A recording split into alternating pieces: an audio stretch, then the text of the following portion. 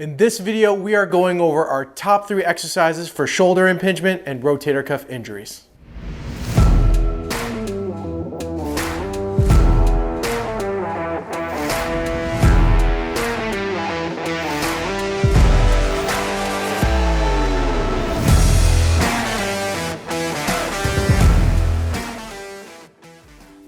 How you guys doing? Amar here from EverStrong Therapy, your partners in health and performance. Today, we are going over our top 3 exercises for shoulder impingement and rotator cuff injuries. Before we get into the exercises themselves, let's take a few seconds to go over what shoulder impingement and rotator cuff injuries actually are. Essentially, your rotator cuff is 4 muscles that wrap around your shoulder, in between your shoulder, your acromion, and your humerus or your arm bone. And what happens a lot of times is those muscles can get impinged, aka shoulder impingement, due to either posture or strength or a whole host of issues that might cause a space issue between your acromion and your humerus. So our job when we go through these exercises is to try to improve the spacing in our shoulder complex itself. So when we go over these exercises, it's important to understand the rationale behind why we're doing the exercises we're doing. These are going to be kind of our beginner exercises, our top 3 exercises for shoulder impingement and rotator cuff injuries. If you want a progression of these exercises, subscribe, follow along, check the next video. We're gonna be doing a next 3 and a final 3 for our intermediate and advanced exercises to follow along this theme of trying to help with these issues. Again, a little disclaimer for those of you that are watching, this is not a one-size-fits-all model. In fact, musculoskeletal injuries are often individualized. So while these may help with most people, if you are having questions or concerns or want an individualized program for you, I suggest that you either get in touch with us or get in touch with a physical therapist that you know and trust to find out the root cause of these issues in order to address them for yourself. Now, without further ado, let's get to the exercises. Welcome to the gym. So we are going over 3 exercises for shoulder impingement and rotator cuff injuries, and we're gonna start with our beginning 3. So the first exercise we're gonna do is actually scapular retraction. Now, we have to understand why we're doing this. The number 1 component with shoulder impingement and rotator cuff injuries is improving the space between my acromion and my humerus. So the first thing we need to do is be able to get our shoulder blade down and back, or retract it. So the first exercise we're gonna do is actually take a band, we're gonna hold it whether a neutral grip or a little bit extra rotated, keeping the arm straight, we're just gonna pull our shoulder blade down and back and then relax.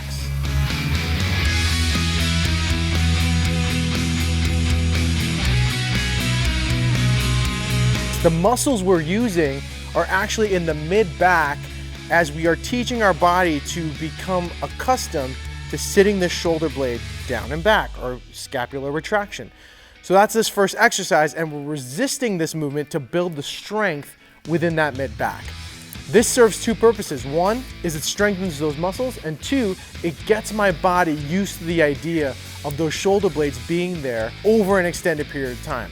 We need to learn that part of the problem with shoulder impingement is postural, in that we are so used to sitting here, whether it's because we're on our phones or on the computer. So this is teaching our body to get comfortable being back here. So that's the first exercise. The way I would break this down is, depending on how intense this is or how difficult this is for you, I would try to keep my rep range around the 10 to 15 mark. Couple sets, 2 to 3 sets of 10 to 15 reps. Give that one a try. That's the first exercise. On to number 2. So the second exercise is one where we're actually gonna start strengthening the rotator cuff. Based on what we learned about earlier, the rotator cuff is 4 muscles, and it primarily does external rotation. So what we're gonna do is we're actually gonna get down and on our side. If you're at home, you can get on your bed and use a soup can or something. The weight needs to be pretty light. This is about 5 pounds. Get that shoulder blade down and back, just like you practiced in the first exercise. And you're gonna externally rotate the shoulder and come right back down. Externally rotate the shoulder and come back down.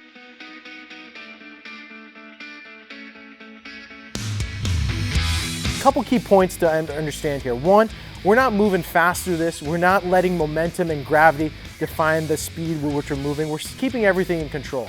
So my shoulder blade's down and back, nice and controlled, and then back down. Similar to the first exercise, you want to keep the rep ranges right around that 10 to 15 mark, and you want to do about 2 to 3 sets. Again, you should feel a burn in the rotator cuff, which is right back here, right at the top part behind the shoulder. That's where the rotator cuff sits. So if you're feeling those muscles work, you know you're doing a good job. On to exercise number 3.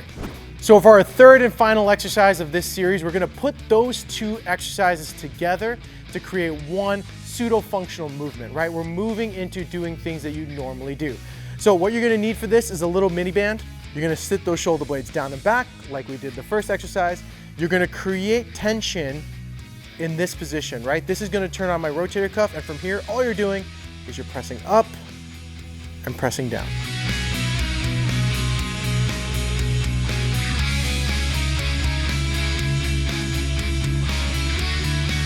I do not want to bring my elbows out when I do this. I want to keep my elbows straight in front of me the entire time. This is going to maintain that tension in the band. I want to keep everything in line and keep my forearms as straight as possible as I come up and come down. If you're doing this right, you will feel the back of that shoulder, that rotator cuff, light up really well when you're doing this properly. Same concept. We're gonna stay in that 10 to 15 rep range. We're gonna do 2 to 3 sets. If you wanna do 1, 2, 3, all 3 exercises simultaneously, take a break, and then do it another 2 or 3 times, that's great. Or you can do all the exercises at once, take a break, do the second exercise, take a break, and then do the third exercise. We hope you found those exercises useful, and we hope you give them a try to give you some relief for your shoulder pain or your shoulder impingement and rotator cuff injury.